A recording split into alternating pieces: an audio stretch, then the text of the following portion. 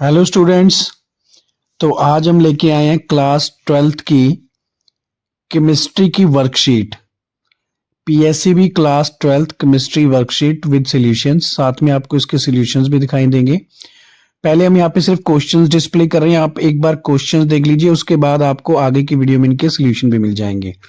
Which of the following is an example of a liquid liquid solution?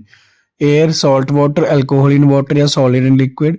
The term molarity of a solution is defined as, second question, the number of moles of solute per kilogram of solvent, number of moles of solute per liter of solution, या फिर the number of grams of solute per liter of solution. Which of the following factor does not affect the rate of dissolution of a solute in a solvent? तो किस पे effect नहीं होता है? ये चार ऑप्शन दी गई है हमको। The solubility of gas in a liquid increase with increase in temperature, decrease in temperature, decrease in pressure या फिर increase in volume of a gas। इसके साथ ही हमारे पास second short answer type questions है जिसमें डेफिनेशन देनी हमने सॉल्वेंट की, सॉल्यूट की, सॉल्यूशन की। सिक्स क्वेश्चन है हमारा difference between ideal and non ideal solution. अब इसके आंसर देख लेते हैं हम।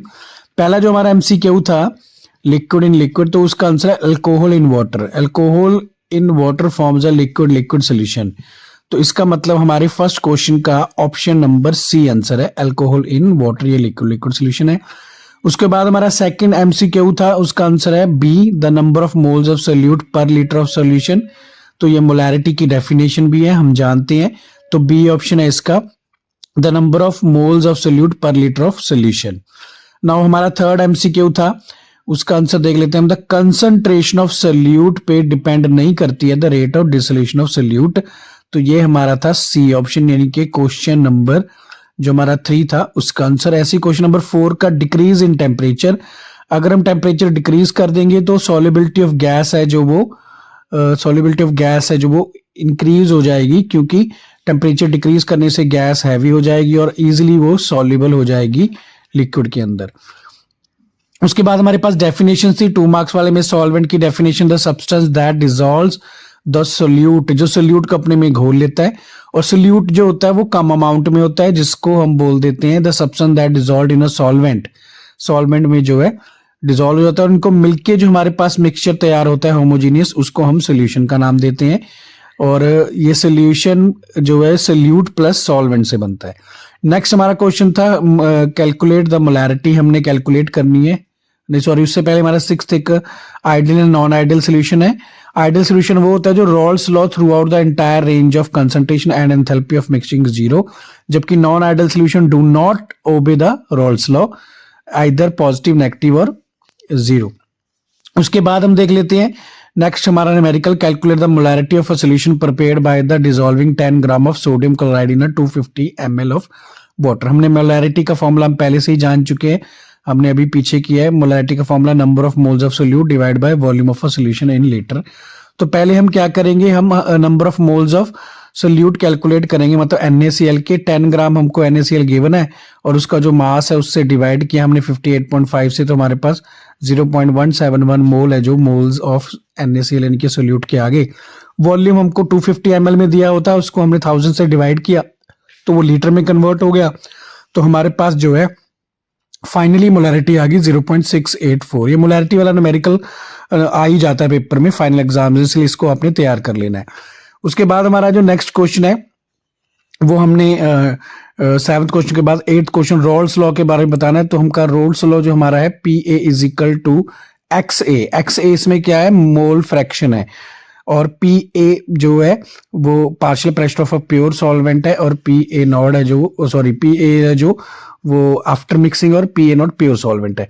तो हमारा for ideal solution Raoult's law holds true meaning the partial vapour pressure of component is proportional to the mole fraction of solution. तो उसके बाद हम देख लेते हैं हमारा कौन सा क्वेश्चन है। उसके बाद हमारा क्वेश्चन है कॉलिगेटिव प्रॉपर्टीज बतानी हमने कौन सी होती है और उनका डेफिनेशन देनी है हमने।